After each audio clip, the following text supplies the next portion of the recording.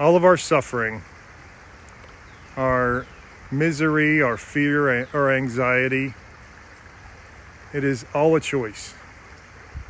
Now, I understand pain is not a choice. Sometimes we're in pain, and that is literally just part of life. Sometimes it's going to be so bad we think we can barely take it. I've been there. I've been there for a long time. One thing after another piling up on top of each other. I want to tell you a little bit about, you've probably heard the expression, when life gives you lemons, make lemonade. Well, I'm always interested in the origins of quotes and phrases like that and little idioms, and I looked that up, and the origins of that comes from a man named Marshall Pinckney Wilder, I believe. You have to excuse me, my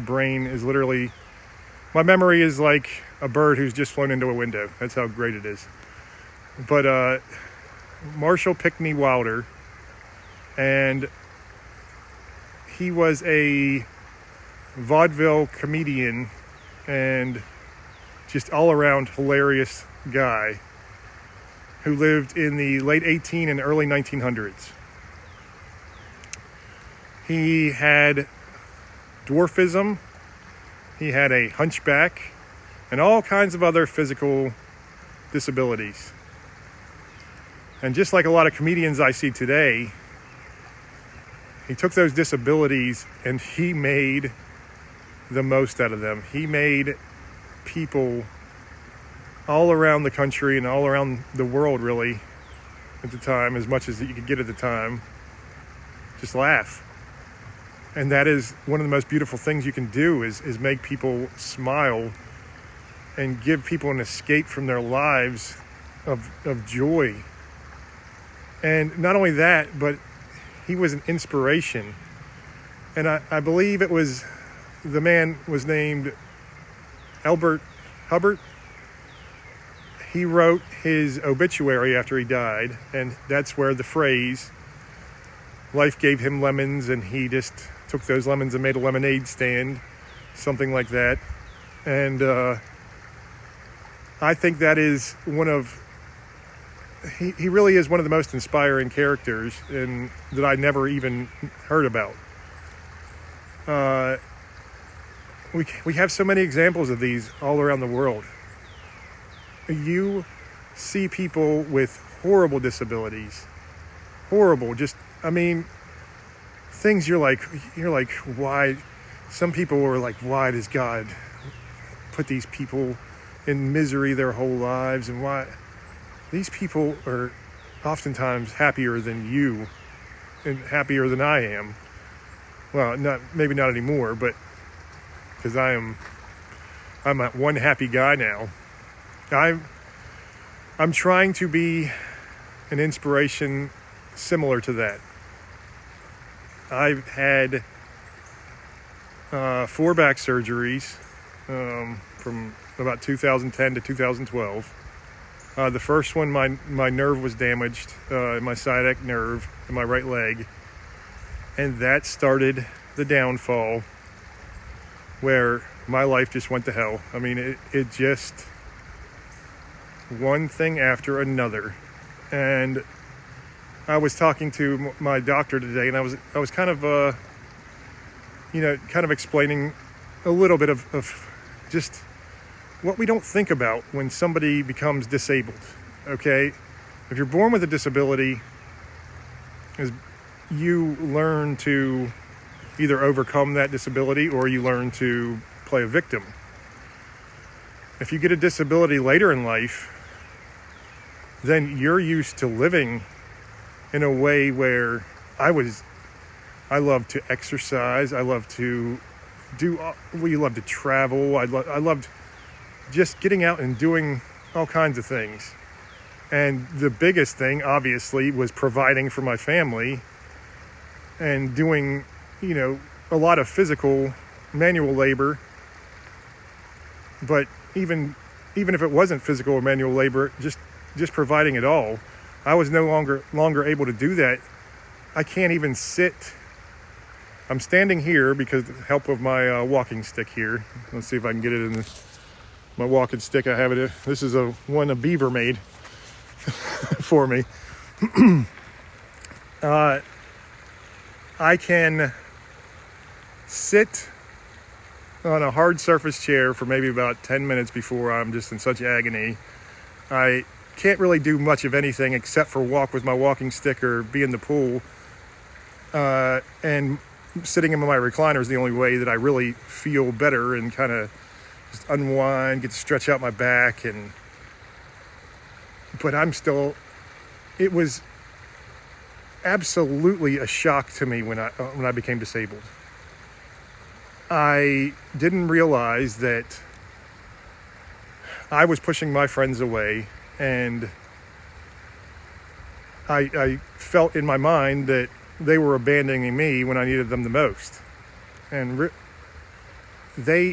people don't want, a lot of people just don't know how to react to that, because I didn't know how to react having it happen to me. It was such a shock, and it was such a horrible thing that I had to go through, and I'm still going through. And it kept getting worse and worse, because when a ripple of darkness happens, when you start feeling depressed because the pain ripples out into depression, ripples out into anger and spite, and then victimhood, and it can go all kinds of directions, and it just keeps going and going. And then one little thing piles onto that, and then another and another and another. Like we'd have $1,000 to $2,000 bills. It seemed like on a monthly basis at some point, and I'm like, this isn't even possible. It's like somebody is trying to just break me. And honestly, being broken was the best thing that ever happened to me. I was broken. I asked God, why are you piling all these things on my shoulders when my back is already broken? And you know this. Why not reach out and help me in my time of need? And I asked him, I was like, just please guide me. And it was about maybe 10, 20 minutes later when I was standing on the shore of Falls Lake, not too far from where I'm at now. There's a little creek that goes into Falls Lake. It's a beautiful place. It's literally right down the little trail there.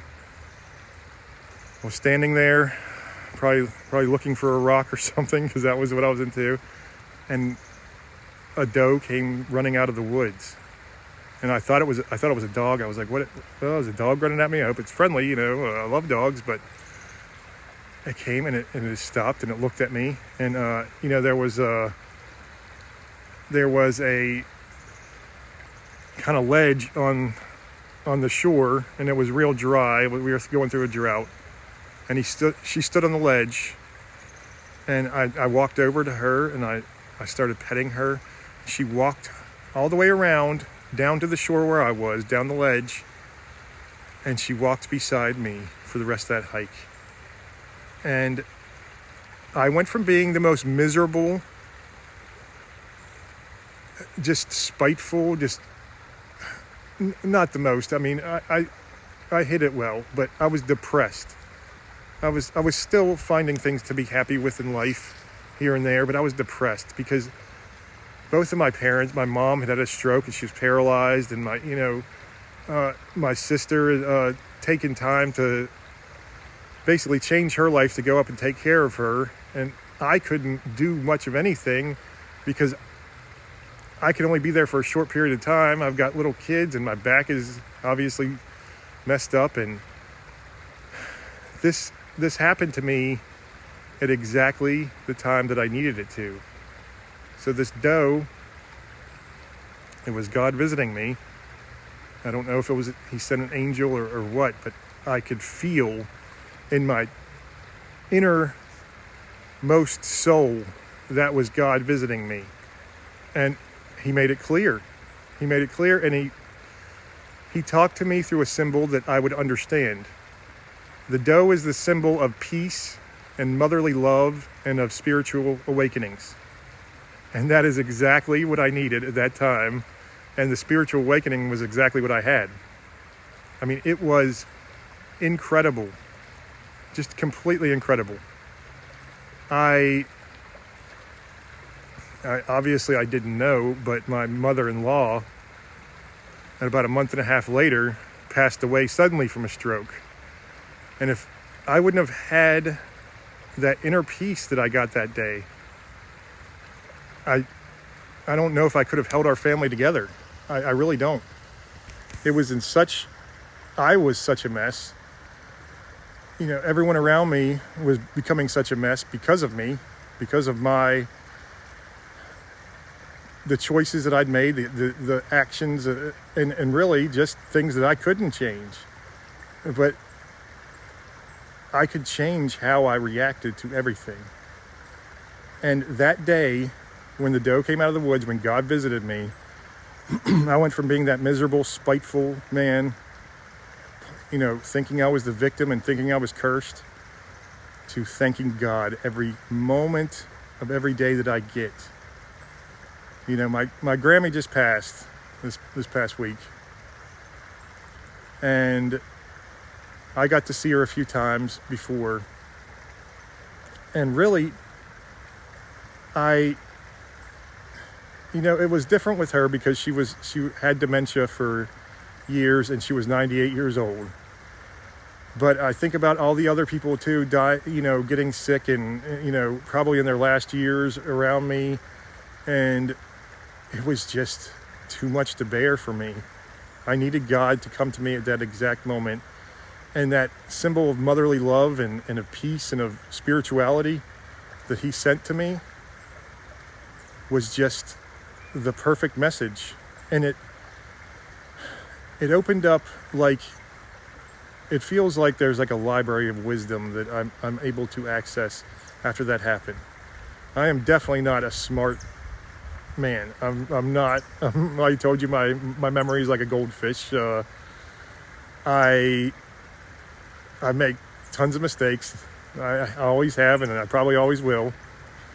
But I just had this wisdom, and this wisdom was so much different than what I was used to. For example, I always heard the phrase, wisdom is knowing a tomato is a fruit. Or no. Knowledge is knowing tomato is a fruit, but wisdom is knowing it doesn't go in a fruit salad, I think was the phrase.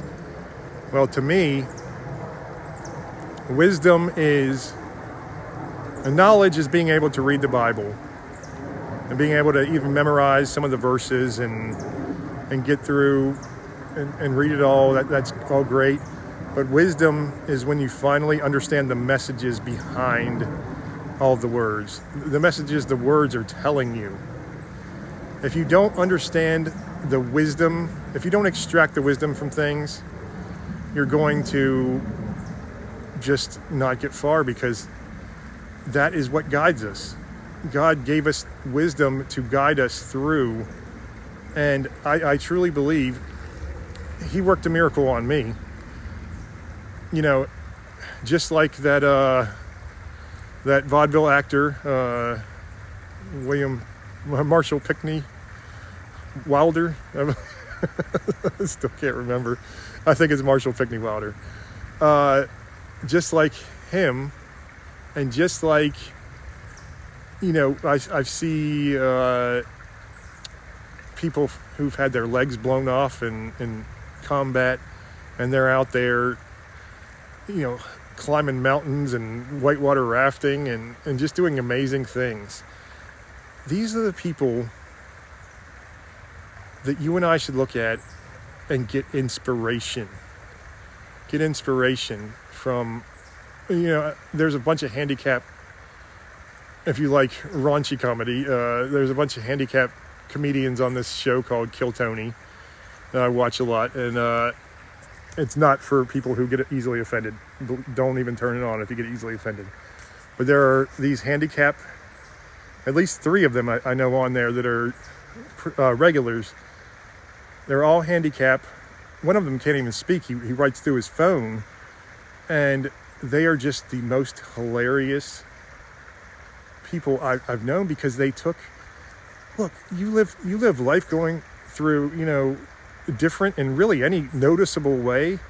I was the fat kid for a long time. I lost a bunch of weight twice in my life, but for the most part, except for maybe 4 years of my life, I was the fat kid. And you either get beaten down by things like this, or it makes you a better person. And I really do think that you have to focus on being that better person. And even before you find God, you can find ways to train your mind to be positive, to say, no matter what happens to me, I am not the victim. I am not a victim. Because I am not a victim anymore. And I thought that I was. I really did. I really thought that, man, life is just crapping on me left and right, and I just must be cursed. And it's easy to feel that way, because that is the easy road. That is the easy way out. And you expect people to feel sorry for you and to maybe give you things, and that, I guess, you get up on happiness, because obviously you can never be happy if you have these disabilities or these, major flaws. That's not true at all. And I really feel sorry for the people who do feel that way and who are stuck in that. Like I mentioned in another video, it's like atheism. It's a full-on religion to them. And I'm not disparaging their faith. If they want to believe in nothingness, if they want to believe in something from nothing that means nothing, that's fine. But I'm telling you, the only way to start understanding the peace and the joy that life can bring you is to start seeing past the things you can see. Start seeing the unknown, and start pondering the unknown, and start pondering your meaning in life and your purpose in life. I'm not going to get into how I talk to God in this video, because I've done a lot on that, but I'm going to do another one maybe after. But you really do have to take what life gives you, and you have to find the beauty, and you have to extract the wisdom, and you have to train your mind that no matter what happens, I'm broken down on the side of the road, okay, this is a test or a situation that I have to overcome. I've been broke, I've been in pain, I've been depressed, I've been all these things for so long before God came to me. And I don't ever want to be one of those people preaching at someone, because that's not what I go by. What would have broken me out of the funk, and definitely somebody preaching to me was not it, because I had a lot of, I went to church and I tried all that, and it didn't do it for me. The only thing that did it for me was I let my mind be curious. I let my mind be like a child's. I started to, again, in the same place where God came to me. I kicked over a rock one day, and there was a big garnet there. And that's when it all clicked. Hey, I'm going to go start looking for gems and minerals all around. And that got me out into places in nature that I never knew even existed. You really need to go to places, and if you're going into nature, find things that you enjoy in nature, because there's so many things. Let your mind bounce from one thing to another until you find something that you really like. You could, when I found that gemstone, it was like my mind opened up. It was like my first little kind of like pre-awakening, I guess, is what you could call it. I'm not even sure what the terminology never matters. It opened my mind enough to see, hey, there are things that are interesting. And, I've never lived in a place that had gemstones and minerals like this. So I had fun just doing that. And then I let myself get into so many different things. Like I started taking pictures of things in nature. I started looking for plants and animals to identify. People, if you love fishing or hunting, get out in the woods and just sit there with a pole in the water if you need to. It doesn't matter if you catch a fish or not. Just sit there and ponder the deeper things in life and try to focus on the things that are positive. Because you have the choice of whether to be miserable. No matter what. You could be bedridden. You could be just in the worst shape ever. I've known people going through chemo and, there's times when, choose misery, I guess. If you're going through a major loss, then you got to have some grief. But the healthier grief would be to remember the beautiful things about their life and to ask God to show you a sign that from them, or, take it to a deeper meaning. Don't let that loss be in vain, no matter who it is. Do whatever you can to take the most out of that moment, out of every moment. There's beauty in everything. There's a gift in every bit of suffering that we go through.